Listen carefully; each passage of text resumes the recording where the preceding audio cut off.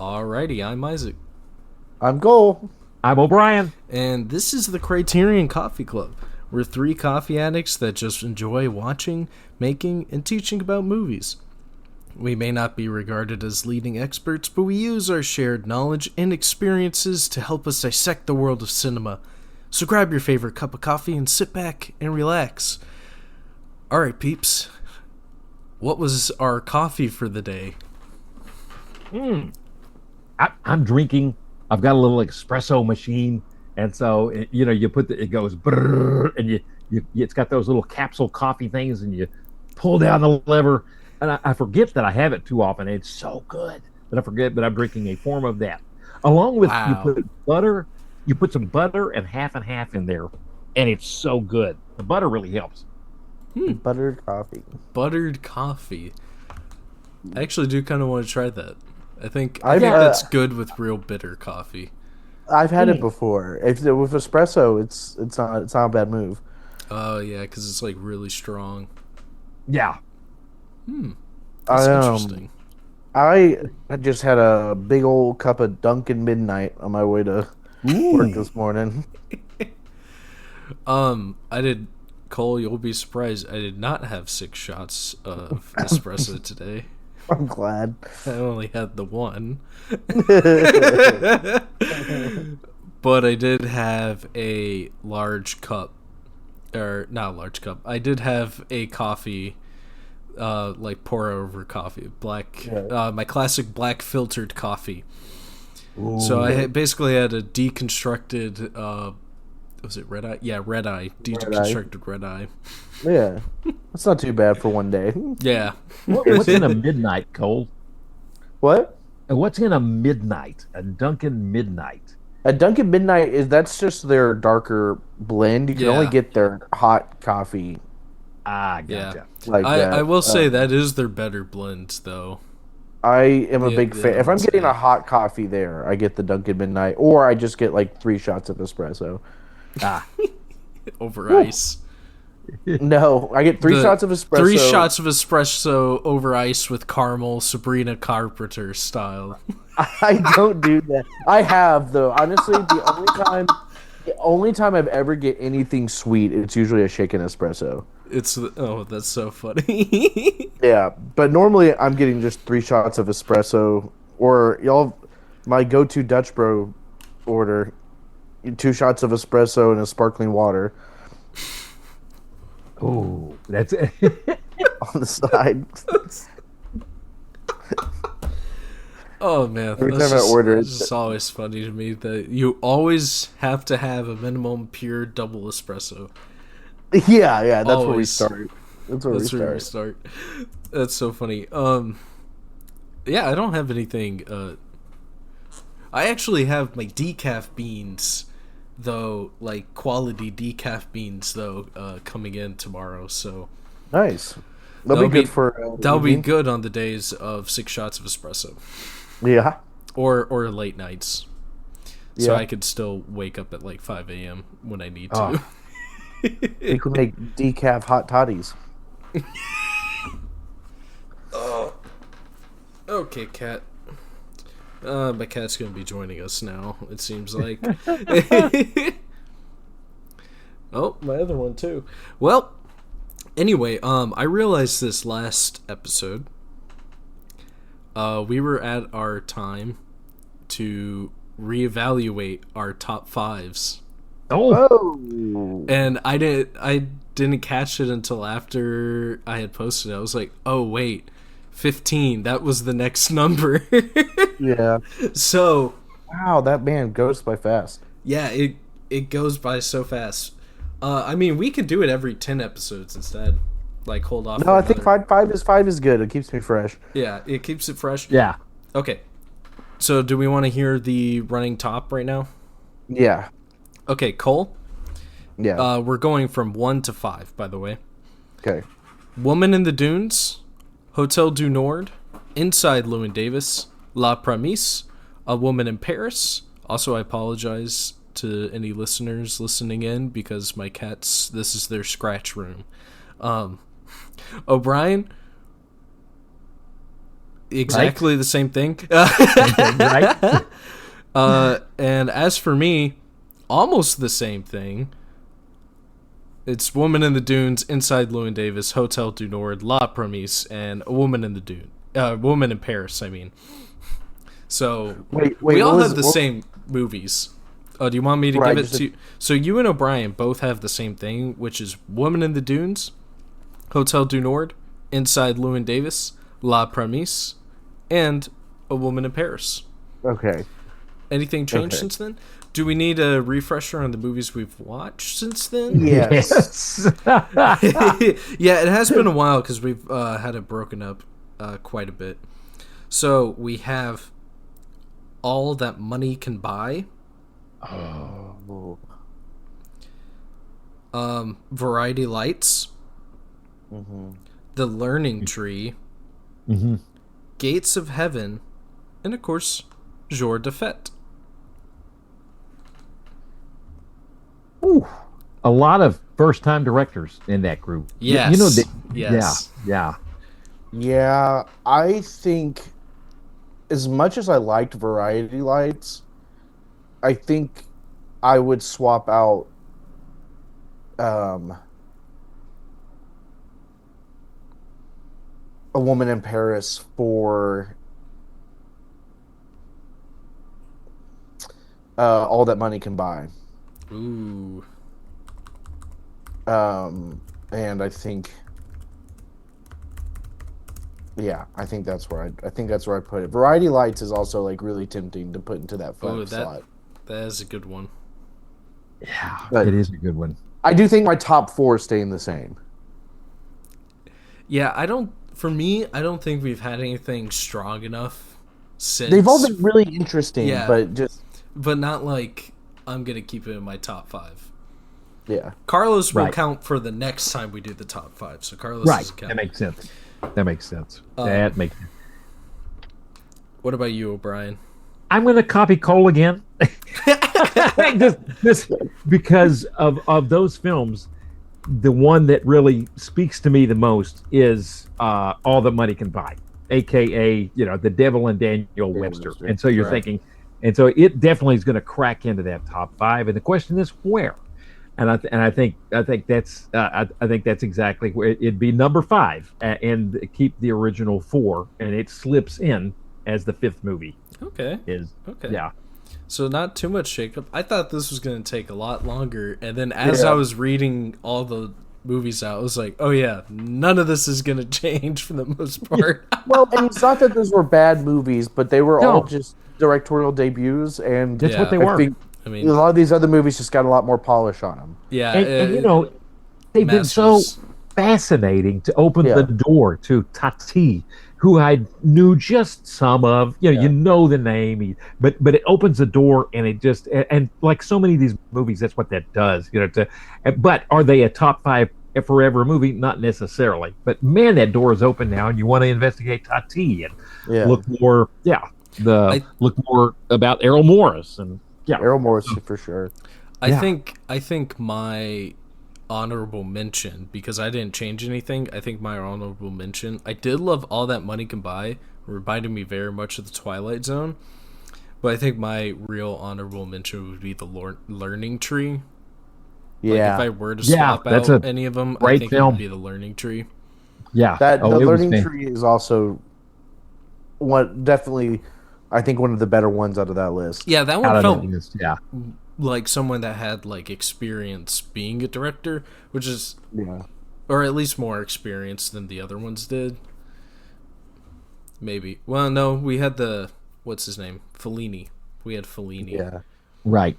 Well, I mean, and that was Variety Lights, which I really liked, but Oh yeah, ultimately, those. Variety Lights is fantastic. You Yeah, can just tell it's going to lead into. I mean, all of them lead into. You're going, but the next do. movie is so good. Like Fellini is Yeah. heading. You can see that way. He's heading toward circuses and burlesque entertainment, and such a good film that's coming up in like by 55. And for what the heck did he do? He did it with his wife. So good. Not with Zero Mostel, but anyway, you can just see the films are coming, and yeah, and Variety Lights was terrific for Yeah, seeing that. we go from semi-autobiographical, The Learning Tree, directly into Shaft with That's Gordon right. Parks. So cool. It's I so mean, I wild. love it. That's It's such a wild transition.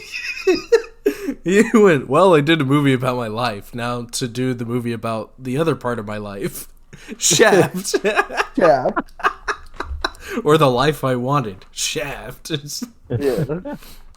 All right, well, since that was way faster than I expected, which is great because I have a feeling like today's episode is going to be a bit longer because we did have our 5.5 hour long epic Yeah. that we had to watch in preparation, which I did over the course of 3 days. Yeah. I crammed it into 2. That's good thing you didn't do it all in one. You Dude, would've been out. all in one. I did parts 1 and 2 in one sitting, and could not possibly do part 3. No. But we'll get into that. Yeah, we'll definitely dive into that. So, fair warning, it probably will be a little lengthy, and we're just gonna get into it as soon as possible. But first, who wants to go first with their fact in question? I'll go with the movie fact. Okay. Interesting movie fact that I'm stealing from Isaac because Isaac told me this. But it was something I thought about while watching this movie was like how many locations they must have used to film this 5.5 hour epic that is constantly shifting between different apartments and sidewalks and clubs and embassies And countries, and airplanes. God. airports, different airports, lots of airports. cars, and that was so many cars. They say a little over 300 locations used to film this movie, which is insane. God. But honestly, if you watch it, you're like that. I mean, that makes sense. And poor gaffer, whoever the gaffer was, in this, there's Oh something my about God. setting up lighting fixtures over 300 locations. It's Yeah, just that's like just miserable. Oh, and the thing is like those are all going to be different countries, which means their Right. like wattage would be different. yeah. So you can't always bring the same lights. That's true. Oh man, that's Dude, crazy. I don't even. That's Thinking about what it would take to produce this film, it gives me anxiety. It's really crazy. Yeah, I mean, so much to the fact that they had to present it as a 3-part miniseries. So Right. As an option, you have that as an option. yeah, or you can raw dog it straight 5 hours, which would be crazy. 5.5. I mean, it's it's 5.5. it's closer to 6 hours. That extra half, 35 quote, unquote, minutes is crazy, dude. that extra 35 minutes is really pushing it, but is Yeah. really pushing it out. But for my coffee fact, it's actually a little bit of a color psychology fact, and that's Okay. that people more recently are like buying things like pink coffee cups if they're available, that is. And part of the reason for it is that it makes you think that the coffee is sweeter than it actually is. So when we think about like when we're drinking or eating something, if you present the same cup of coffee in 3 different cups, right, like white, black, and pink, you can have someone think that the white cup would be lighter, black cup is more bitter, and then the pink Right. cup is actually sweeter, despite the fact that all the cups would be the exact same and all the coffee in said cups is the exact same. It's that like part of your brain that looks at it and like tells you, hey, this is going to be sweeter because it associates that color with that certain like flavor profile. So the same is like true on like coffee bags. Like if you're ever unsure about like buying coffee, just look at like obviously you got brand colors, but just look at like the coffee bags and like, oh, it's like pink, lighter colors, it's probably more, floral or fruity, something sweeter. If it's like, like darker colors, it's probably going to be that like chocolatey, more bitter kind of flavoring. So that's just like a little bit of a color psychology for you. Next time you're in the grocery store and you're debating between two types of cookies, that's always a good test. That's fascinating, and I can totally see it working, because like when I have something that's really sweet, then that's when I'll have my coffee black. But if that coffee is in a black cup, I'm going, whoa, it's going to be bitter. Anytime I put the but that I can see that really works. Color psychology. That's it's like that same thing. Like I'm gonna use pumpkin spice as an example. Right, like fall season, you always get like pumpkin spice cold foam stuff, but the actual flavor, like syrups, don't look orange, and then they might just put orange food dye, because most people are just gonna think that doesn't taste like pumpkin spice, that's just cinnamon, and it's like, well, it's mostly cinnamon. It is mostly cinnamon, believe it or not. But I thought about that because I was reading like a blog from someone that kind of specializes in finding decaf roasters, because they were unable to like drink caffeine for the last like few years, so they've been going out of their way to try and high quality ones. They were saying that like people that make decaf beans should stop putting said decaf in like dark bags, because it makes people think that they're far more bitter and harsher than they should be, like burnt almost. I thought that was interesting. Well, my question kind of builds on Cole's question. 300 locations, some of the things, and the cinematography, but it's a question as a kind of like an opinion question to you guys to think about. It's two parts.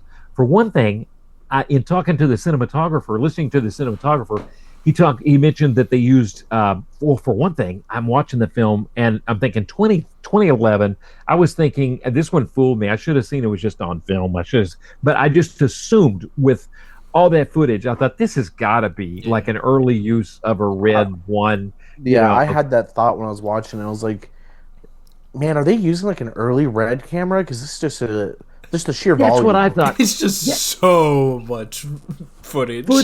Yeah. It's like the Criterion film Che, about Che Guevara. That the is lead what actor early was red also one. in. Was that The lead actor of this of Carlos was also in Che. I saw that on his filmography. He was in part 1. He was not Che. He was somebody else, but he was somebody else. And that's a red one for sure. I thought that, okay. So I kind of just had it in my head. Then I'm watching the behind the scenes, and they said, no, it's film. I'm like, whoa!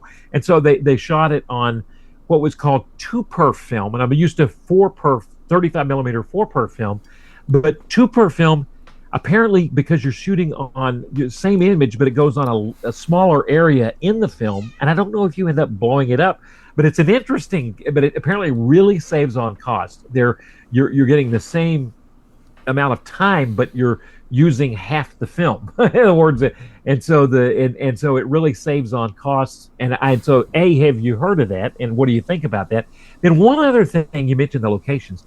The cinematographer mentioned that sometimes they had to just let the light blow out in the windows, and I did kind of notice that some. I was like, wow, we're handheld and the light is just, and you can tell that they didn't put gels on the windows or do what it takes to balance the difference between all that light or an ND filter on the window itself.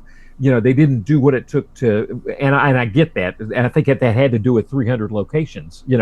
But did that bother you guys? About the light blowing out in the windows, or did that kind of strike you? And what do you guys think about those? To me, not really. I felt like it was part of the style of the movie. Right. Handheld. Yeah, like there was an aspect to it that constantly felt like you should be on edge and you should keep moving.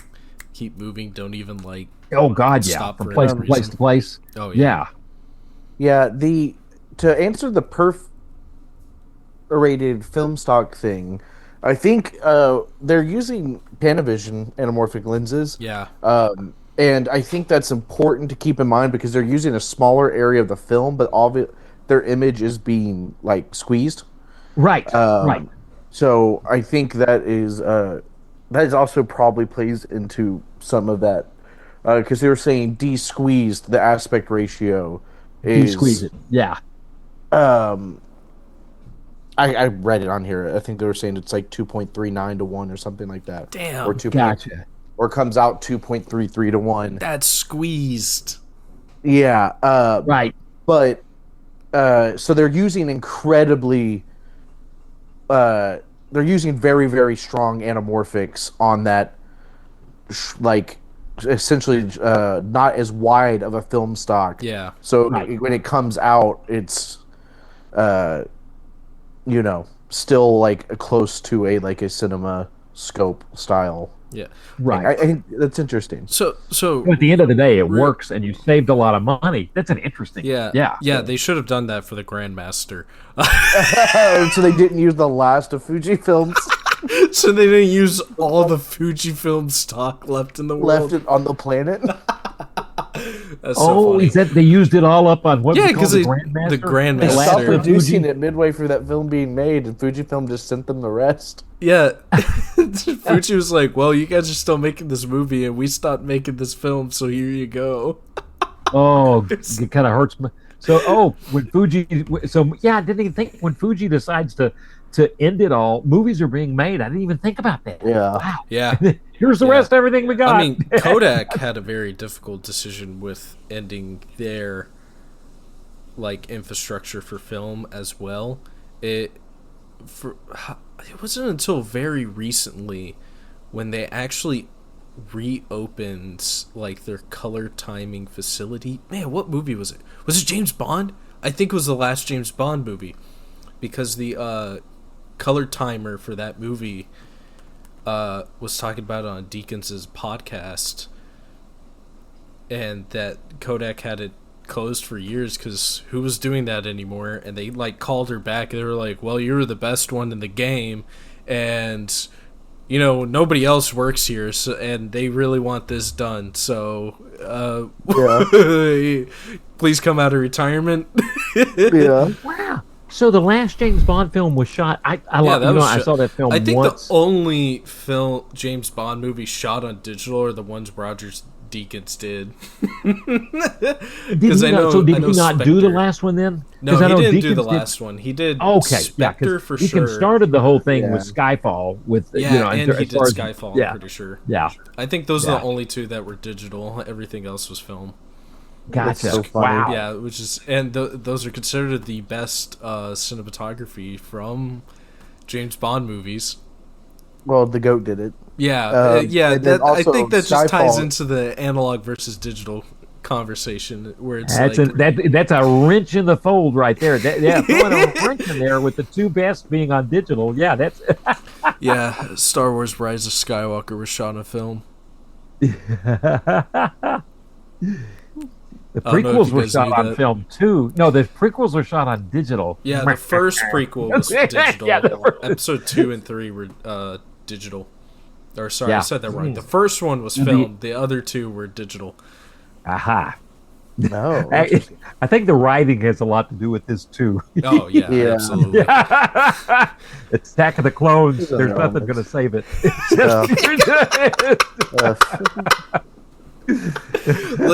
Let's have an assassin droid shoot a slug that will slowly crawl to our target. Surely that would get her killed. It is a Dark Lord has an assassin Sith apprentice who hires his assassin friend to hire a robot that uses a slug to attempt to assassinate the princess. It's not that complicated. You're right. It's just stupid.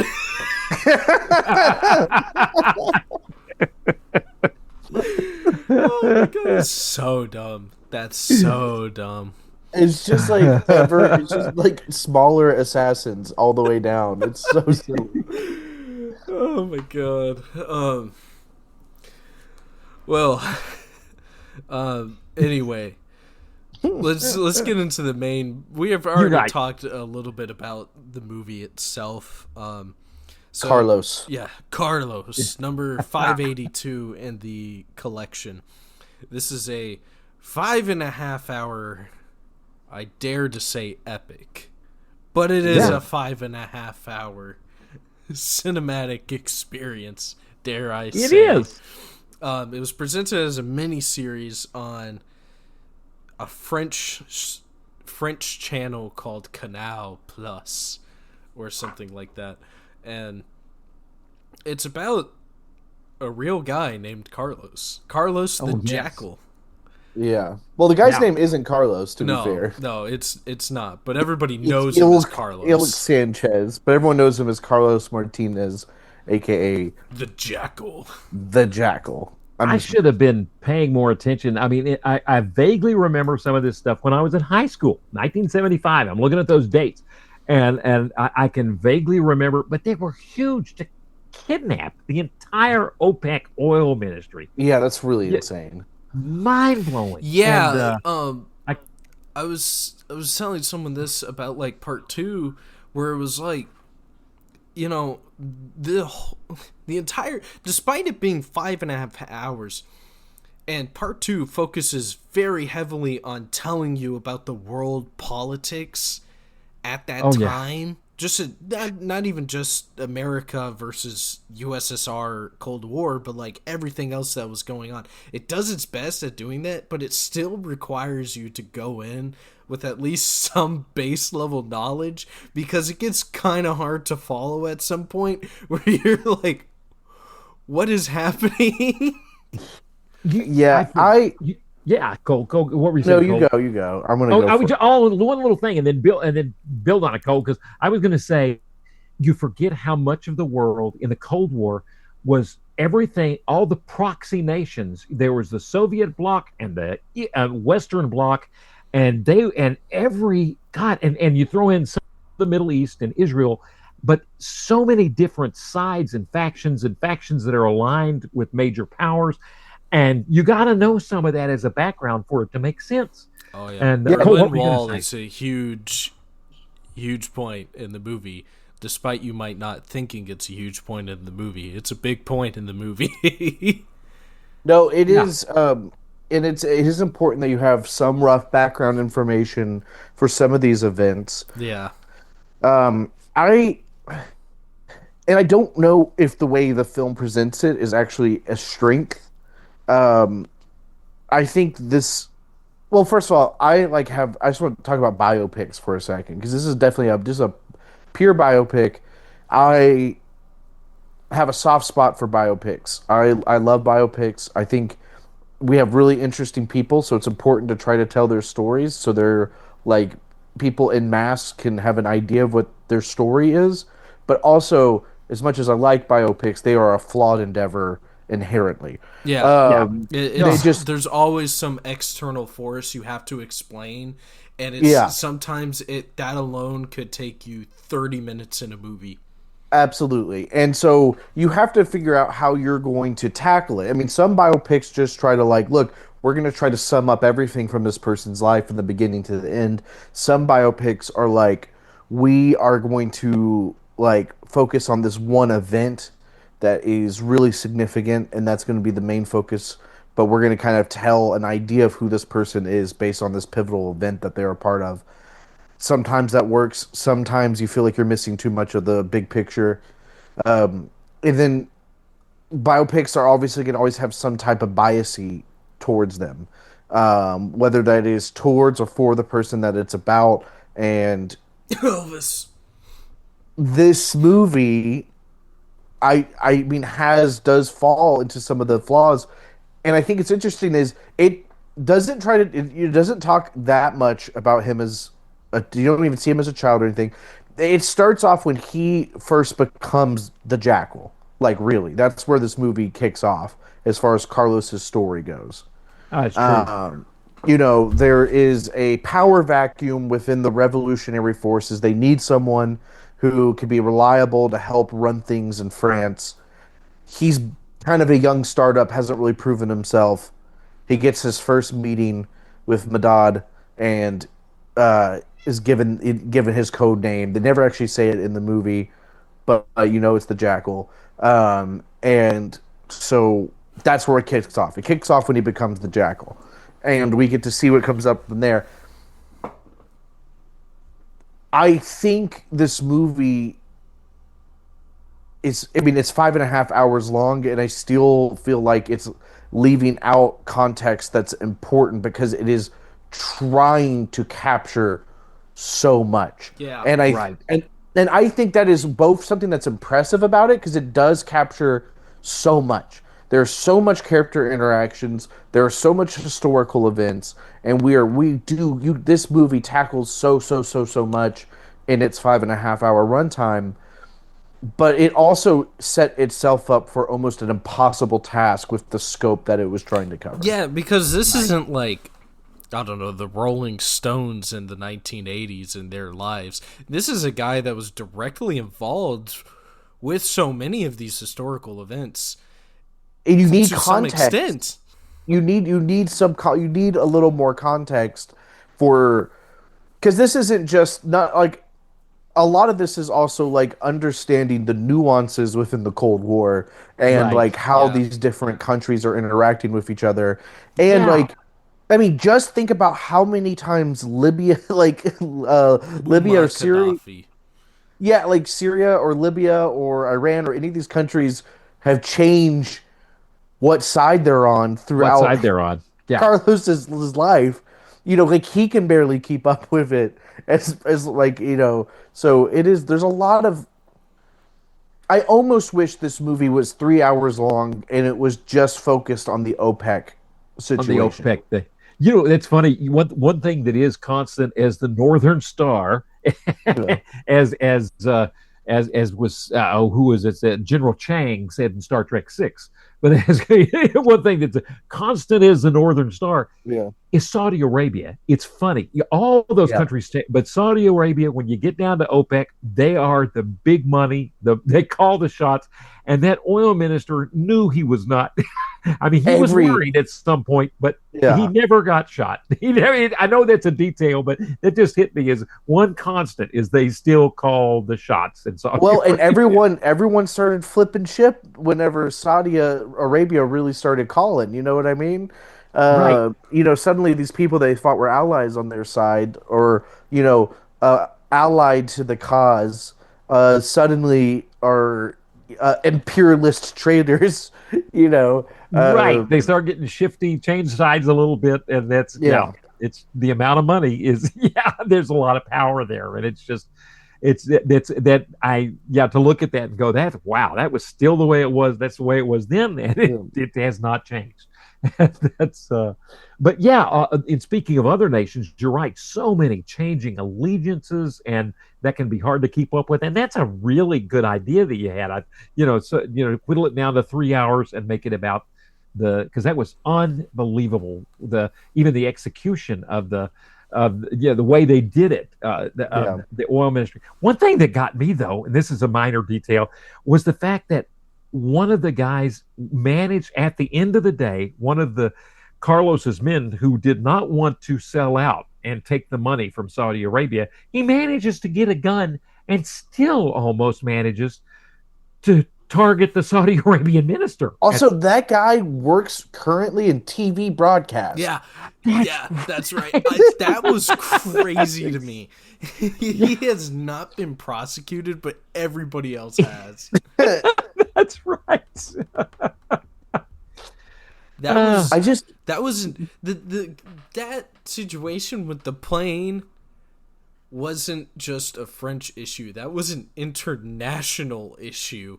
That's like the highest level international crime movement, that you can commit is upsetting the international law. And he currently works as a TV reporter. I wonder how many people sit there watching the television completely unaware that this guy hijacked I mean, plane it's and held a gun. And word to the wise, if you want a plane that's going to get you somewhere, check the fuel range. They should have got a 707 instead of a DC-9. Well, Yeah, this and I was thought it very much that's a a pre good 9/11. yeah, that's a era, good too. detail because they talk about how one of the hijackings asked for a 707 earlier in the film, and Right. and all I clocked like Kylie was remind you I was like briefly into planes for a little bit, and I was like 707 the goat, and uh, and there was just this thing where it's like I was like okay that's it like a 707 is recognizable. People know what a 707 is. That is like the standard commercial liner. It's the tried and true gold standard of airliners, has been for decades. I thought it was interesting that they brought that up, and then when he asked for a B-19, I was like, "Ooh." Um, Not sure. um, so yeah, that was really funny. I mean, he panicked, and also like I'm gonna say it, dude. Carlos sucks. Oh yeah, he's And a Oh. horrible person. There's he's a no horrible. point in the movie that I feel like I could have fought alongside him. Yeah, yeah, and I also, like, and I think, and this is another criticism I think I have of this movie, is I really do think I think there are times where this movie wants you, and there's definitely you end up doing it a little bit where you're like, oh, they're gonna get away with it, type of stuff. right, But I do think there's like parts of this movie where they like, particularly with the performance and stuff, where they like want you to feel that he is like this swaggering gangster, right, Yeah, and he's kind of or pathetic. like this passionate revolutionary, and I'm like, this guy's a shill. Like yeah, he's not actually like some kind of socialist activist. He's the opposite of that. He immediately shills out for Saudi money. yeah, The moment the Saudi money's on the table, everyone else is against it, and you can tell like, oh no, he's taking the Saudi money. right. Um, and Maybe at the very beginning, you can kind of, there's that revolutionary, there's a yeah, cause, and of course but his means are always horrible, but at least you're thinking that there's a cause. But then, yeah, you're right. By the time he's taken that becomes a real line and crossing even like thing. the first Yeah. time he actually really like when he murders those four guys in the apartment, like he Oh, does that because he's like scared. Like he's yeah, not, you know what I mean? He's not like this guy's a traitor and I'm gonna kill him. It's like this guy sold me out and I have a chance right now to flee right. and shoot these like unarmed people and just flee. And so he does that. Like The, there's the, nothing in his behavior that is actually like noble. And no, I think there's this movie wants to. There's part of it where it's like they want to show at least like the idea that he's like a revolutionary. right. I never buy it, and then also more importantly, and I think this is maybe a somewhat more honest interpretation, but the movie wants you to think that he's like a swaggering Al Capone gangster type of guy with the way he's wheeling and dealing these arms and women and all this stuff, and I also don't like really buy it. Like there's like the guy's I don't know exactly. I was like, he's not some like super suave, smart gangster. Like the Michael Corleone. He never feels like Michael No, he Corleone. never feels like Michael Corleone. I feel like part of it with the movie though is that it presents it to you because he himself believed it. Yeah, that's true. Like And I at the think there's very other people early who in believed the it at movie, he time. probably didn't necessarily believe all this, but later on, as it went on and on, you could tell he was believing it more and more because at the very end of the movie, right before he was captured, the guy was like, "You're lying to yourself, dude. Like, quit Yeah. lying to yourself." Oh, Like, it just he becomes was like, "They got a pathetic. price on our heads," and he's like, "You're lying to yourself. Quit lying to yourself." Yeah, and there's also like he gets got because during the OPEC thing, he's too dumb to plan out a plane that could actually fly him to Baghdad. Yeah, Yeah, that was so dumb. Yeah. So yeah. that's dumb, and he's sitting there screaming about how months and months he's planned this, and I'm like, and you didn't stop to think about like how far up the plane could bring you. Yeah. And then also like he gets caught eventually because of a liposuction surgery. Yeah, it was a liposuction. I was thinking that. I was like, that's so funny. That was shows what like a hilarious. egotistical, just like little petty man you are. Like when you are hiding out for your life, and you're going like they make a point where like it's a very small surgery for his like testicle situation, or like the liposuction is a way bigger deal, and that's why he was out for the count, and they were able to take him in. Which I think the movie by then the movie is kind of, I mean, it's showing how far off he's gone, how far 100%, how far ahead of everything in the Sudan just feels really sad. Oh, yeah, it's sad. It's sad. I did also see that the actor, and it's the end he deserves, but boy, is it pathetic. I did see that the actor intentionally gained the weight, like realistically gained that weight, to show the progress of his like how he was taking care of his body less and less as time went on. Less and less, and you see that after the first shooting. Yeah, you very much do. After like the very first movie, you see that like him gain a little bit of weight, and like the full beard that he had going on, and then after that, it was just downhill for him there. It was just a couple of quick things building on what you guys have been saying too. Is there's that Hitchcock. Well, you kind of, in some respects, at the very first, it's hard to identify. I mean, they're killing people and innocent people, including what we talked about before the show. There's that documentary in the goodies, two really good documentaries. One focuses on just one life that he took at that Mission de France, something like that, the French mission in West Berlin that they blew up, and it was that car bomb was probably the worst car bomb in terms of doing building damage. I don't know how only one person died, but they focus on that one young man, and you just reach it. They talk to his mom and his sister, and you go, his life is gone for nothing, just because the guy was mad at France and wanted to make a statement. Carlos wanted to make a statement. Yeah, and so you really start to think about the lives he took, and there is the beginning. There some of that swagger.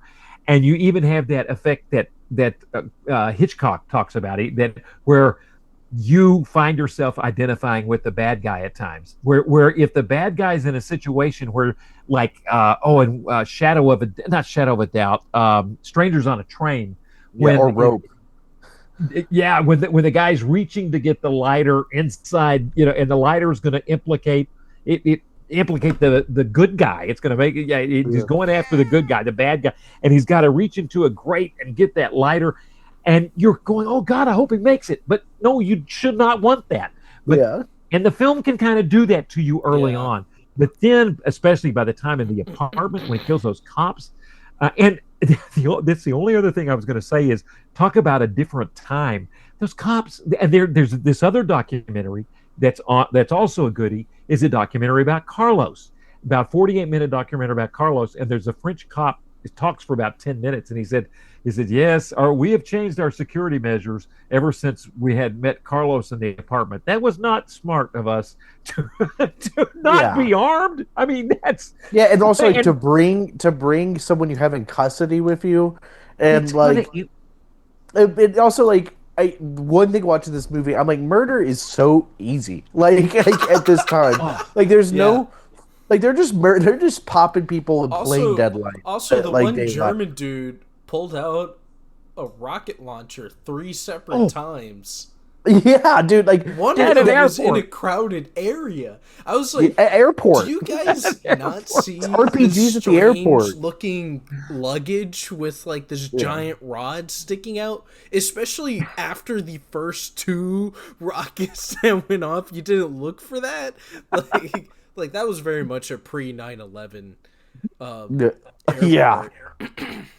Because I was like, I have more like checks just trying to get from Houston to Dallas than these people did.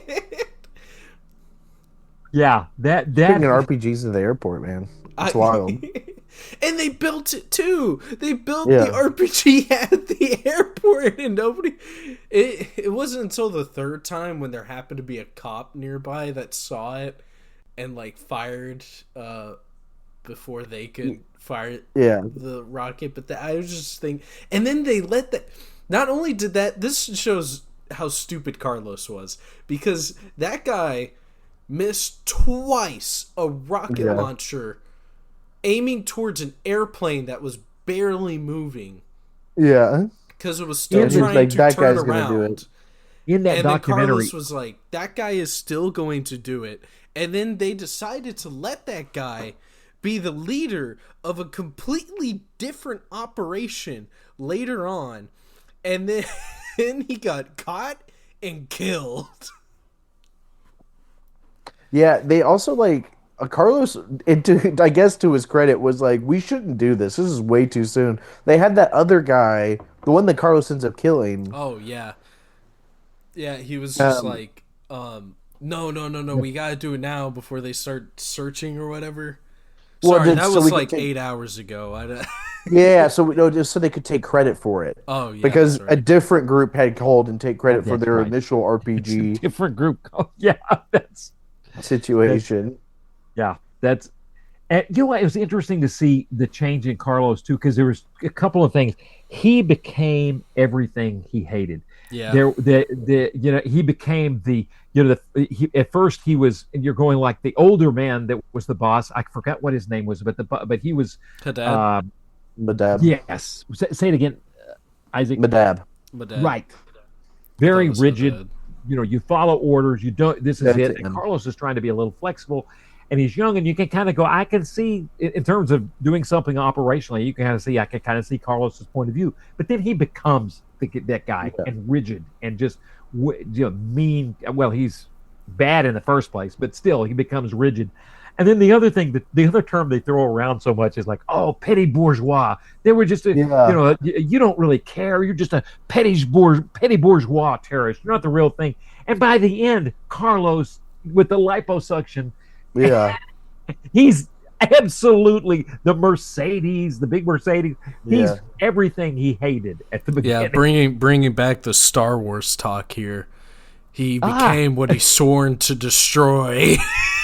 Yes. Yeah, well, and that's a question. Like at the end of it, don't you feel like Carlos, if he got a call from like the Saudis or the U.S. to be like in their pocket, if it meant that he lived, he would have taken it. He already left his wife and child to go. They went to Venezuela. Oh. Yeah, they did go to live with his family.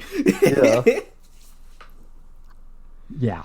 Yeah, I was worried what he would do with his wife, and almost all of them are still alive, serving life sentences.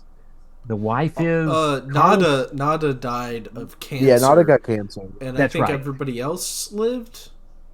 Yeah. Nada was also never convicted. Oh yeah, that is true. She did spend some time in prison though. Yeah, for 10 years. Yeah, because she was crazy. I will give Carlos this. She was kind of crazy. Carlos was like, I want nothing to do with Nada. She was like, she's a crazy bitch. He was fully right, because like the way she got arrested should not have happened. I mean, she just shot a cop at a routine traffic stop. I mean, I don't even think there was anything in the trunk. Dude, I don't know, but like it was definitely like it just felt like she was annoyed, and like she could only be around police for so long before she had to start blasting. Like, yeah. So anyway, I just started blasting. She was the one that shot the guy in the elevator, right? And then sent the elevator down. What do? I'm a cop, and he turns around. Oh God, yeah. The moment he said I'm a cop, I was like, dude. Yeah. Oh, you should not. Oh man, you should not have said that. I will say I did absolutely love the performances, especially from the lead. Wow, what's his name? Hold on, I got it. Edgar Ramirez. Yeah. Yes, he did such a phenomenal job, where you could tell that like I just feel like this is what I was saying earlier, but like the way he was playing Carlos really played into the idea that Carlos fully believed a lot of the things that he was saying, Right. even if his actions didn't prove it. Especially with like when it comes to women, it was just women left and right, and it was always like a at some point it just became prostitutes. His performance was the best part of the movie, in my opinion. And I think that in a good way. I say that like in a good way. Like there wasn't so much bad, like he was the only saving grace of this film, Right. but he just did a phenomenal job, honestly. I think, and look, this is my take. I don't know if I necessarily love this movie. I think a lot of it is interesting. It's an interesting topic. I don't know if it needed to be this movie. Is the way I learned this information. I think it could have been an hour shorter. Yeah, I think I maybe would have enjoyed it just as much if it was a 2-hour documentary that I watched on the topic. I think I might have gotten just absolutely. as much. If part 2 and part 3 were both like 30 minutes shorter, this movie would have hit way harder. Yeah. Yeah, and there were parts you could cut. There's parts you could cut. Also, like we talk about, like the sex part. I get it. He's a womanizer. It's gratuitous at certain points. I have seen it so many times. Show me him killing innocents more than this, please. This guy likes blowjobs. I get it. Like that is like such an emphasis in this movie. He did hang dog. Like what? I said he did hang dog.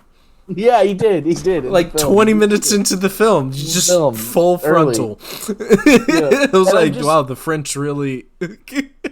Yeah, I just like one of those things. I'm just like, man. It's like a lot of it just doesn't do anything for the story at all. Like I get it being there to a degree. Yeah, because to paint that element of him, but there's some of it that is just like completely unnecessary. Yeah, because you see throughout like all 3 parts that like somebody either mentions that he cheated on whoever he's with at that time, or you see like a short little time skip where he's with a new person completely. Right. And it's like, okay, you have proven to me that it works without showing me every single step of the way of what led to that. Well, or then like at the one at the end where he like meets that one lady and he's like in pain because of his testicles. Dental student. That was the dental. That one makes more sense. That one makes more sense to me because I think it is showing just kind of how decrepit he is at the end. Yeah, and like, how decrepit he was. That's well like put. that one makes more sense to me. But there's like at some point it's like he's a guy in his 20s and he likes blowjobs, and I'm like, the okay, we saw dude. much of Meg going down to his pants, unzipping it, head starts bobbing, hand comes up, and I was like, is this actually happening? What is this? What is going on?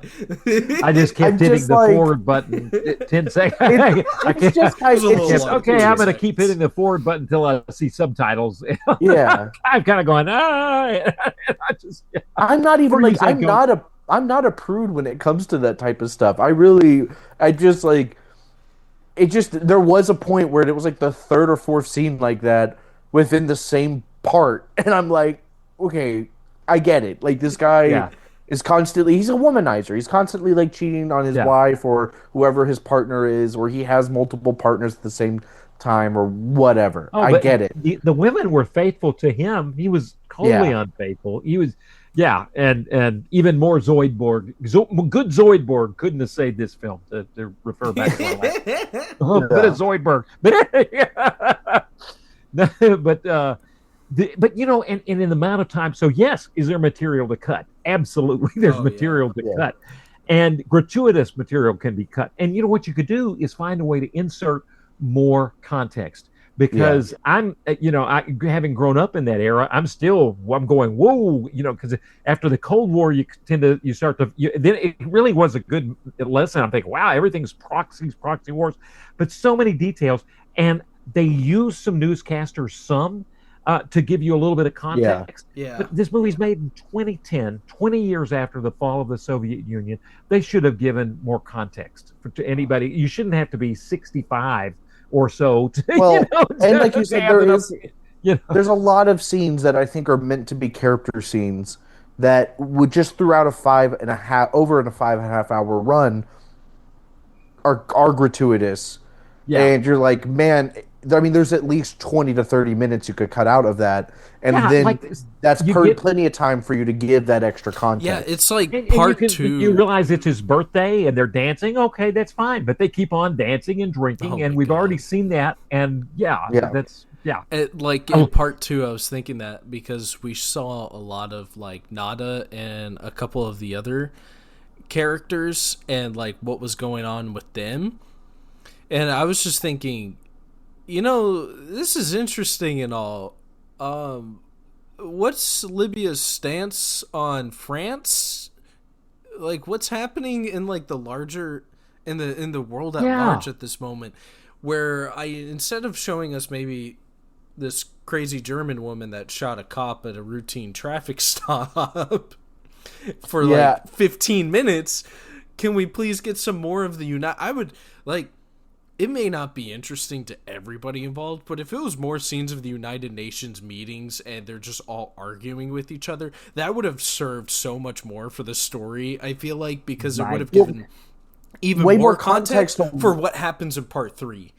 yeah, and why is like Carlos obviously isn't the only player. I thought one of the most interesting scenes is when it was him and Madab, and I mean, I think it's hinted that it is like someone who's a Taliban player, and it's the Soviet Union, and it's someone else, or it's like, it's different extremist groups mixing extremist groups or revolutionaries or mercenaries, and they all are meeting with, you know, Yeah. some officials, and then like the Soviet guy comes in, and everyone's like, you know, um, I Yeah, don't know, and then more, these countries have some autonomy, even though they're in the Soviet bloc. They have some autonomy. They are right? their own countries, and so you get this. They could have explained more because it's interesting too. Like If you the explain more, relationship between the Stasi and the KGB is very important. Like Yeah. they right? are technically, the KGB does rank above the Stasi, but also like the Stasi is its own entity, Ex- Yeah, that exactly. would have been perfect because Carlos talks about wanting information from the Stasi and with they won't Meg. give it to them because they're like, the KGB hasn't directly told us that like we should give this to you, and then like Carlos is like, the KGB is funding me these weapons. Like, what do you mean? And Yeah, Yeah, then later on, we even see the Stasi like fall, and yeah, everybody like graffitiing and trashing the place. And I was like, wow! So they really could have just shown more of the Stasi in part two yeah. yeah. That again, instead of like some of the other like. I mean, I guess it was really just the German characters at that point that we were seeing. remember Yeah. remember the time when they had the Interpol papers and they were saying, "Hey, look, Interpol knows that you are here, and you have to get out." And basically, I can't remember if that was Romania or Hungary or East Germany at the time, but one of those countries was just basically saying, "Hey, we're our own country. Yes, we're part of the Soviet bloc. We do what we're told, Is us but we also Hungary. want you out of here." And so they made up. It was fake. It was not true Interpol stuff. They were just trying to get him out. The documentary, as a goodie, they actually showed they still have the footage from a secret camera of the real Carlos in that meeting. So when they reenacted that meeting, it plays exactly like that found footage does from Oh, either that's the cool. yeah. Yeah, so I actually did see. I'm gonna see if I can find it again, and that does remind me. Where is it? But those nuances could have been explained better, and that stuff is Oh so yeah, much here more it is. interesting. Yeah, so here it is. Some of the dialogue comes directly from recordings made by the Stasi, the East German secret police. That was it. That Yeah. was it. And Yeah. that is the kind of thing where I think this movie excels. I mean, like, Yeah. knowing Carlos as a character is obviously at the forefront of this movie, and I do think it does like a fairly good job at that, I think it just does a bad job of fully giving the wider picture of like the Right. world and why he's an important figure in it. And Right. maybe that's not really the intent. Maybe that's not really the intent. But if it's 5.5 hours, we need more of that. Yeah. And but I mean, I really do like. I appreciate the scope and scale of this movie is super, super Oh, mind-boggling. and I the mean, it is producing really, of it, really what the amazing. producer did, 300 locations, just Yeah. making the Oh damn thing. It just, my god. I'm looking at the trivia, and this is kind of making some sense into everything. All right, so they filmed this in 92 days. Whoa! that's I was thinking this was crazy. at least a year, dude. No, Yeah, me too, 92 Cole. days, over 200. So we had the number off, but it's still a significant amount. 200 locations. Well, And okay. 92 Here's days. here's another. The original plan for the film was to focus on the terrorist capture in Sudan in 1994 and run for 90 minutes. However, as director Oliver Asasias started conducting research into the subject, he realized that there was a much bigger story to tell. I feel like that one's the most obvious of the Yeah. bunch. Like, it definitely felt like somebody was doing research at one point and went, no, this be better. And The like, final 2 hours were also shot in sequence. I think that's an interesting nod. Oh. Okay. It's all the Oh, that sedans. way he can gain the weight. He keeps on gaining the weight. Right. Yeah, Yeah. God. Yeah. Yeah, Wow. but that's the thing, dude. This movie, I mean, I really think, and I think the reason it's probably is a criterion. It's a really an achievement to filmmaking, just because I just think like this is a nightmare to make. And they made it, and it's not bad, No, And I think no, it's good. To me, actually, it's a great way to kind of, with you being a teacher, Cole, you kind of, it's a great way to get at in maybe in history class to really teach in a sideways sort of way with some sense with not some censorship. Yeah, you just showed them the entire 5.5 hour cut of Carlos, uncensored, to a bunch of high Lose my job. schoolers. The Yeah, Dong in 15 yeah, minutes, never mind. dude. well, there's female frontal nudity within 30 seconds of the screen rolling. Oh yeah, that's true. It was I mean, immediate. like It was the I was first just it scene. was so quick. Shot. Also, this was shot over. This trivia says shot over 7 months in 3 continents in countries such as Austria, France, Germany, Hungary, Lebanon, and Morocco. So they did shoot some of these basically on location. Yeah. And he must be shooting. It says 7 months, so I bet you it's like 92 days total. But there's Oh, Yeah, a yeah. lot of that was just pure travel. travel. yeah. That's So it's gotta probably be- like I bet it's 30 yeah. day increments. Travel, almost. sourcing crew, because a lot Yeah. of countries are like, you have to prove that nobody else in this country can do this job, Right. or you have to Wow. hire a certain amount of people from this area that that makes ones in sense. Texas. Yeah. Right. That makes sense. And then of course traveling would be crazy. And who knows, maybe they shut down production at some point because Carlos went, "You do not make a movie about me." Yeah. Apparently, one they were thing- kind of stuck for the music, and Yeah. the like, what are you going to do? And the director said, I did watch one local director said, only it's in the reading. He said the movie. I just had to let the movie speak to me, and what it spoke was punk 80s punk rock music. Which I gotta admit, some of those sequences where the music came on, I thought that was pretty good. There's something about it just kind of flowed with those. Yeah, I think some of the punk rock was really good, particularly whenever they were like doing a lot of like the car swapping shenanigans. The Yeah. tempo helped you kind of keep up with the pacing Oh of it. yeah. So I liked that, and I really liked a lot of the music that I think in the Sudan sequence, when they're at the clubs and it's like actually like a live performer singing. Yeah. I really Yeah. liked a lot of that music as well. I like So the music because I didn't notice it, but in like a good way. Absolutely, Yeah. yeah. all Like, of a sudden you realize, oh, it's the punk music again, and yeah. it's working. I feel like with tense movies like the kind that Carlos is, you don't want music that like really is like, man, this is really good. I think I'm gonna look this up online and Right. listen to the soundtrack to vibe to. Like, you don't want that. You want something that really like snaps you into the moment, like you were saying Well, with the and then a the lot of car the sequence. punk music that's being used, I mean, a lot of it is like either French or German or something that's in one of the dialects, the Oh, Yeah. many that's true. dialects that's used in this Yeah. movie, Oh yeah, which there's so many helps as well. dialects. Um, I want to say, and this is another criticism I'll give. I don't really love a lot of the cinematography in this movie. That's fair. Um, I think it's pretty, and I get it. Hey, they filmed so much in such a short period of time, so it's like you almost don't want to harp on it too much.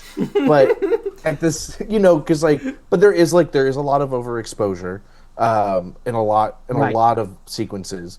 And sometimes I think it doesn't look that bad. It kind of works, and sometimes to me, it did take me out of it. Kind of Particularly, holds there is a attention to few itself. there's a few outside sequences where there's just like an alarming amount of overexposure coming off the trees, or someone's being like backlit like aggressively, Yeah. Yeah, and and that takes me out it's of it. just like a pure white background.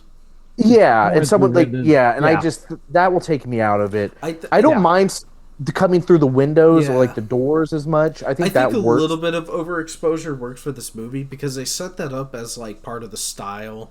Where Yeah. you're like Yeah. in this like cloudy, moody Europe nation because it's just always cloudy and moody over there and dark gray. But then once when you move into like sunnier areas, I always felt like they had that style of like a little bit of overexposure, Right. and then You sometimes know, they just took it way too far. It's like, Yeah. all right, it's only 2010. Diffusion does exist, guys. You ND have it. filters oh do my goodness. exist.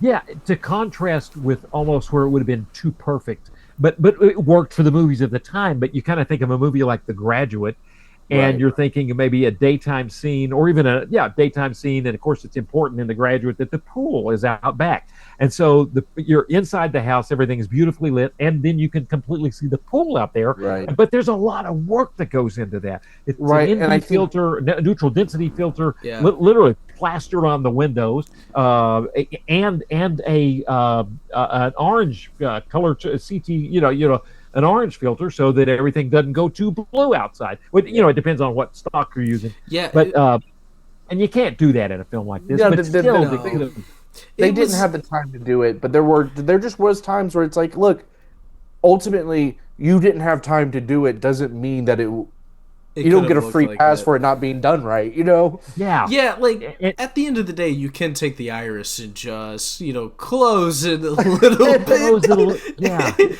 Your AC will Well, maybe love could you. you put a scrim outside the window? Could you do something with some of the I feel like there's a number of things you could do. You could put a scrim. There's- You could put diffusion. Granted, this is before LED lights were like Yeah, good. no, and that's true. And that's we're true. We're on good. the cusp. And that's very Yeah. noticeable with like the night exteriors, which Yeah. were way too dark sometimes.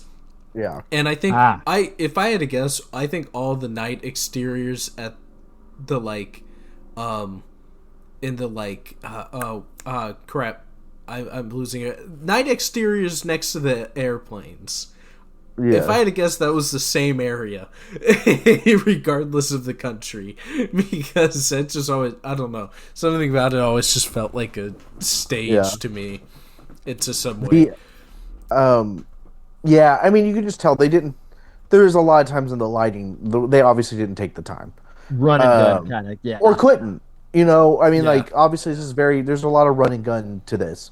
The other thing is there's just a lot of times where I'm like, I really feel like the camera can be more involved in telling this story from a perspective standpoint, Yeah. and we're not taking the time to do that. Sometimes Particularly, they like, did a really good job with it, though. I feel like there's a lot of like, particularly the meetings with Madab, where the camera is staying like a very neutral perspective, and I want the camera to show some of the power shifts. Right. I feel that also with some of the world leaders. I do think there's maybe more attention to it in some of the OPEC scenes. I do think a lot of the times where Carlos is made to look looming over them. Exactly. They did the high-low things really well, looking Right. up for, and then they inverted It, that at the end when Carlos is laying down. Oh, my yeah. balls hurt, and and we're looking down at him. Yeah. My right nut. And the Venezuelan delegate in OPEC was always almost shot at level with him Yeah. until Carlos started getting bitchy with him with the whole sandwich thing, and then we started looking down at him. And like, so there were times when they took the time to do it. There was just plenty of moments in this movie where I'm like, I just want the camera to be more involved with what's going Right. on. I feel like be expressive. Yeah. I feel like Good the point. first part did a much better job with utilizing the camera more so than the. I think overall part 1 was the strongest one because I watched it and I was like, this is really good. Yeah. Like I'm Yeah. really excited for part 2 and 3, and then part 3 I was kind of fighting sleep a little bit. I'm not going to lie. There's a dude, the center of part 3. I'm sorry, drags, and Yeah. they have the supercut also on Criterion as well. If you're listening, if you want the 5.5 hour cut, they have that. I highly recommend the 3 parts. Don't do it. Dude, Oh, the 3 it's parts so were much great. more digestible. But But like the scene where he uses the grenade and blows up the public areas, like I loved the cinematography with that because you see him like leisurely just walking on the sidewalk, Yeah. acting casual, and then It's like that stronger quick part. glance of like he has to show you that he has a grenade, and then it comes back up. And it's that Hitchcock idea where like you show the audience once, you don't do it again, and you just let them wait, and then you just see him toss the grenade. He's walking, and in the background, boom. No. yeah. Yeah, that sequence, that bank lobby bombing, that is a really good sequence, and I think that is a good example of how I wished a lot of the rest of the movie was shot. Yeah. Like the movie, it goes in tight to clearly show you the grenade, then it pulls back for you to watch the action, how smooth and nonchalant he is, and you like if the camera moves with him as he goes down the street, and you see the big boom. That's a great sequence. There's so many moments in this movie where the camera could be involved like that, and I don't think this movie always takes the time to. Always takes the time to do it. Does it sometimes? But and one thing, it gives you such empathy for the victims. And sometimes, when watching the news, you'll hear about a horrible building bombed in a foreign country, and you'll go, 25 people. There was a car bombing, and 25 people, and it just is an abstraction. But that one moment when I think it was Nada, maybe she leaves a suitcase on the train. And there's that woman that could be your grandmom that's sitting there on the train, just enjoying herself. And she, what that suitcase is? She leaves. They don't even show the train blowing up. It just, you start to see these victims as people. And both of those scenes is how, both those scenes, and I think the OPEC situation, pretty much as a whole, is really what I wanted all the movie to be like. Yeah, more of that. And of course, make sure Carlos looks like the scumbag he is. Oh, not just they did like a good job of that. Badass, but it does drag it in the third one, but it does end. You say I'm not necessarily with you say the word bang in this film, but it ends better with it finally gets so pathetic at the end. You really are going, wow. I do wish at the end, they probably could have cut down part 3 as a whole. Like that whole middle section was just a slog, and instead of just like that fade to black, I think because this is real people, there's no open ending to it. Just go ahead and show us like him being I think more to the French cop, like Carlos waking up and the French cop going, "You're on the French land now." And then it just fading to black was just like not a satisfying ending at all. From how long it took for me to get there, especially in part 3. Which is the longest part. Yeah, which is the longest part. It's like 2 hours and 5 or 10 minutes or something like that. Yeah. And what's the jail like that he's still living in? He's like 78, something like that. And What is it like an apartment like the woman was living in? You know, when she got out of jail, his wife, that was kind of like a small apartment. And I'm not trying to say she should, be tortured or suffer, but still, I would hope he's in something worse. A little bit more, bread and water and bars, something. But I don't know what jails are like in France. Yeah. And I can see, I'm not, I'm conflicted myself about the death penalty when it comes to something like this. But and the French obviously don't have it. He's alive, Right. but I definitely, you think of maybe some of those jails in Louisiana might be kind of fitting for somebody like this. Right. I mean, the guy is a monster, like a war criminal. God, you know? God, just yeah. Which is another thing. It's like he considers himself a soldier and always talks about how he's a soldier and he's fighting a war, but like that's not how these people are being. I don't know. It's You didn't have guys in World War II getting liposuction, after Normandy. Yeah. It's just another little layer of him just how shitty he was. Honestly, where he just kept saying all these things to make people believe to manipulate that his wife with that stuff too. Yeah, I mean, it was just all around. He's just a horrible, horrible human being. Yeah. And there are a lot of movies. It'd be interesting to see some of these other movies now. I think we got the absolute, godmother of them all. The 5.5 hour. But there's a lot of Jackal movies because he's got that character. I think there's the Day of the Jackal. There's like I don't know 4 or 5 of them. The Criterion edition of copy of this movie. If the 5.5 hours of this movie wasn't enough for you, there is actually a feature-length documentary on a Carlos bombing that's not included in the film, and a documentary called Carlos Terrorists Without Borders on the career of Carlos. So there's 2 whole documentaries in the copy, along with the 5.5 hour movie, and if that wasn't enough, there's a making of documentary on the film's OPEC raid scene. Yeah, it's wow. Sometimes when I'm shopping and I'm thinking, how am I going to spend my $20 for this one movie when it's half price? And I still kind of like to draw that line at $20. I think, is it on DVD? Can I get it for 19? And sometimes I do look at how much content there is. Wow, look, there's an extra movie in this movie. Yeah. Oh wow, there's 7 movies. I mean, this is basically solid 8 hours for you right there. So I thought that, and then it just seemed like we were wrapping up, so I just figured all these little nods here and there were interesting. And then where'd it go? Oh, here it is. So Edgar Ramirez, who played Carlos, right? Right. He's actually an assassin trying to kill Jason Bourne in the Bourne Ultimatum. Yeah. And in the Jason Bourne book series,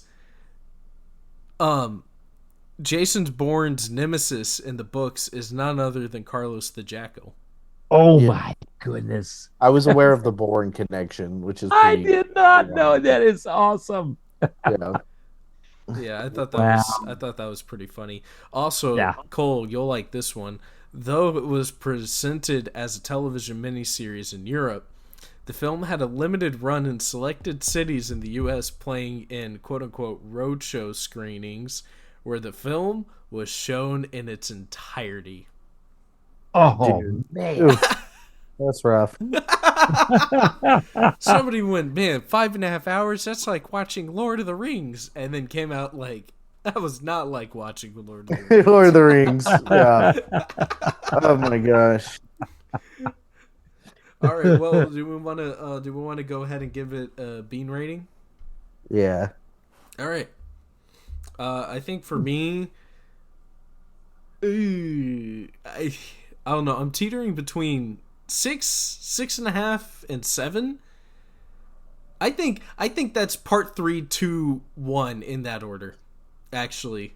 Oh. So, kind of like roughly around that range. It really falls off after the first part, I'm not gonna lie. Actually, more like after the OPEC sequence, because that's the beginning of Part two. Part two. 2, and then after that it kind of just takes a nosedive. I'll go with 6.5, just as that average. I think that's an excellent average. That's 7, solid 6.5, medium. 6, and yeah, I'll go with that. That's just I think I'm going to be the dissenter here. That's fine. That's I think reasonable. I think I have to. I'm just going to go with a 5. All around. Yeah, because I just don't feel like I can full-heartedly recommend this movie to people. It's so interesting. I think the performances are very, very strong. Yeah. It just doesn't need to be 5.5 hours. It really doesn't. It really excels at certain parts of its storytelling and really falls flat on, I think, some of the stuff that's the most interesting. And like we said, like from a filmmaking standpoint, it's just not consistent. And that's the difference. But we talked about, like, it's like watching Lord of the Rings movie marathon. Well, those movies are consistent, have consistent filmmaking that feels really great throughout them. This movie, if it was all just as good as kind of like the peak that this movie hits and its few scenes that I think really are awesome, it would be a riveting 5.5 hours. But that's not. That's just. I just think this movie's kind of all over the place. Yeah. I don't want to hate on it too much because I think it's impressive. I think it's an impressive. The filming this, actually achieving and making this movie, I think is impressive.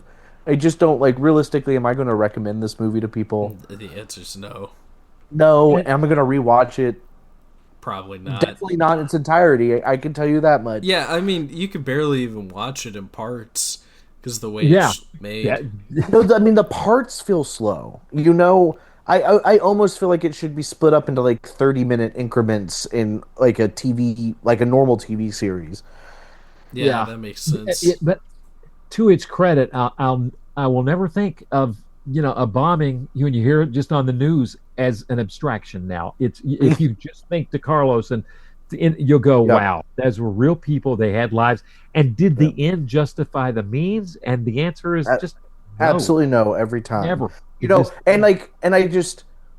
But once again, I think what you're saying, O'Brien, is like, I just don't know. I think that's important, and I think it's important that like these things are covered. I just don't think this movie was the right vehicle for the story. Oh, I hear you. 100%. I think a really well-made documentary on Carlos. I'm more interested in watching the documentaries that would come in this. Me too. And I really got a lot out of that documentary that's in there. The shortest one is 48 minutes, and that was a pretty good doc. Yeah, I'm more interested in watching some documentaries, I think, going forward with this. I think I'd be interested in that. But the movie itself, I could probably do without. Yeah, that shorter doc was really good because that cop actually lived, thank God, the one that we think he might be alive. And he was able to. And then they have the other policeman talking in French. Tons of good stuff in the documentary. You're right. That were just as informative as the movie. Yeah. But movie wise, I'm totally with you guys. It's like the first half of the movie is where the best of the movie is. And All right. Are you ready for some rolls? Ready to spin. I do love this. We don't know what we're gonna get. We've got the most intriguing things. I know. Yeah, we've had some crazy stuff. All right. Drum roll, please. I don't know if people can hear.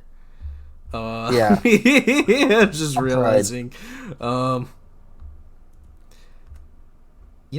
It's number 1082, which I don't know why searching 1082 on Criterion or numbers on Criterion has been kind of a pain. Yeah, it was so good for a while there, and then all of a sudden just stopped being good.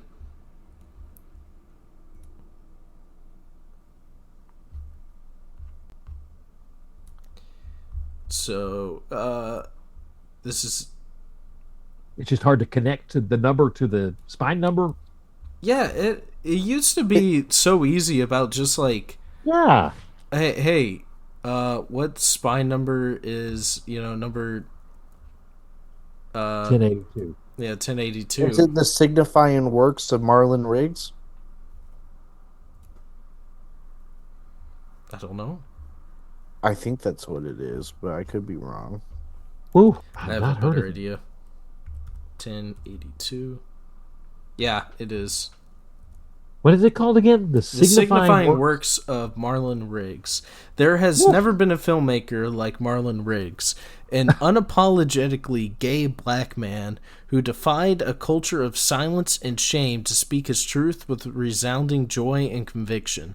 An early adopter of video technology, Riggs employed a bold mix of documentary, performance, poetry, and music in order to confront the devastating legacy of racist stereotypes, the impact of AIDS on his community, and the very definition of what it means to be black.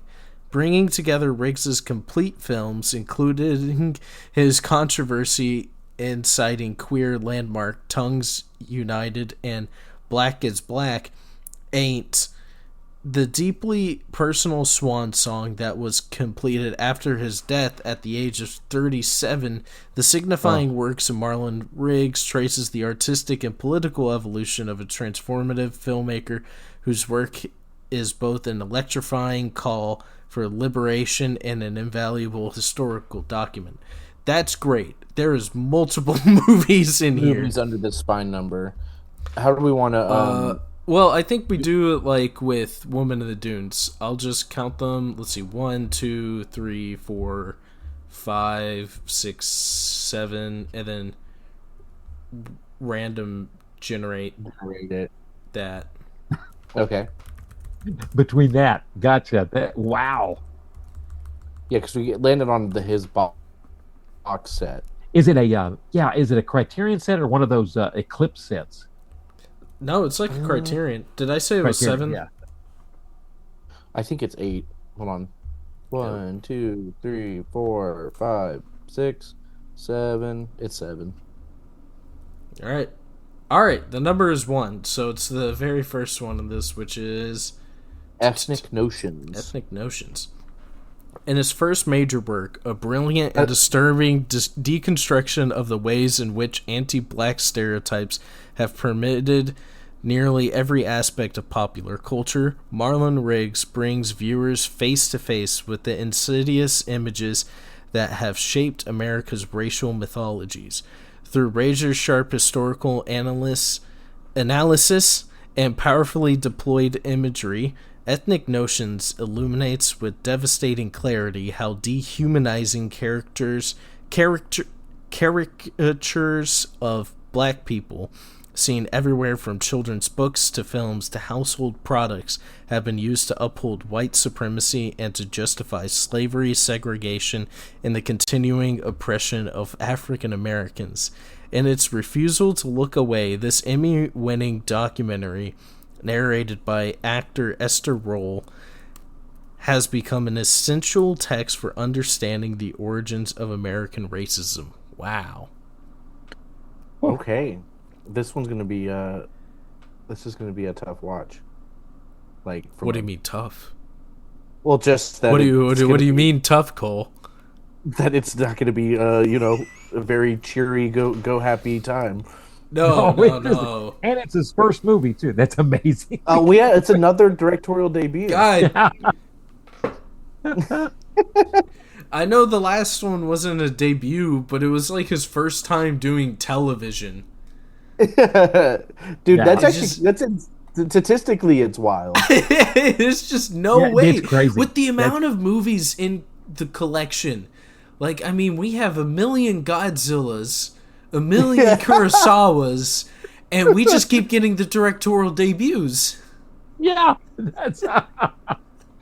Whoa. This is his directorial debut. He directed, produced, and wrote it, and he's also the chief of research.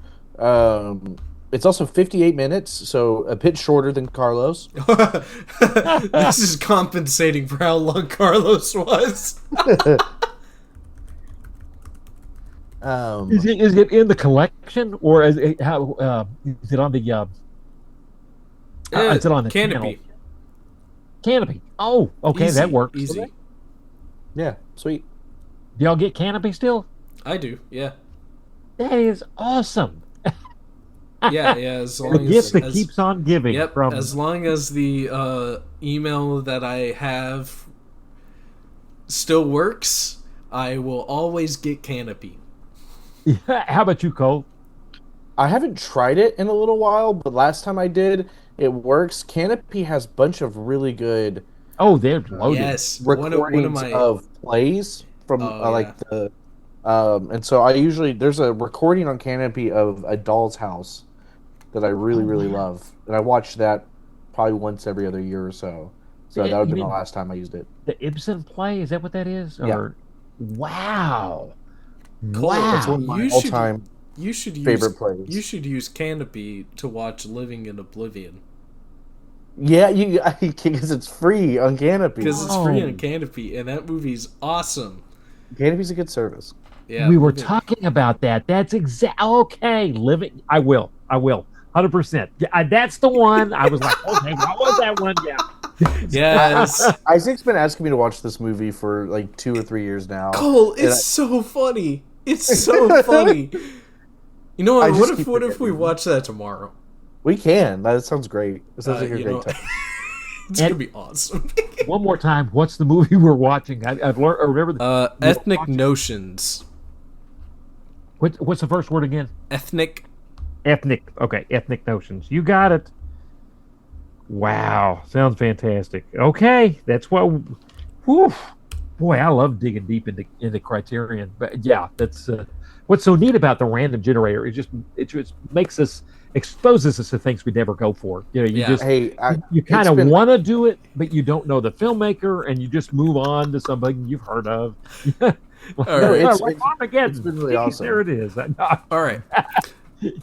But before we go, please like and share if you enjoy, not we, if you enjoyed this podcast, and if you want to bring your own ideas from the movies we watch, or just wish to chat about cinema or coffee in general, then leave a comment and engage with us. With that being said, I'm Isaac, I'm Cole. I'm O'Brien. and we'll gold bloom you later.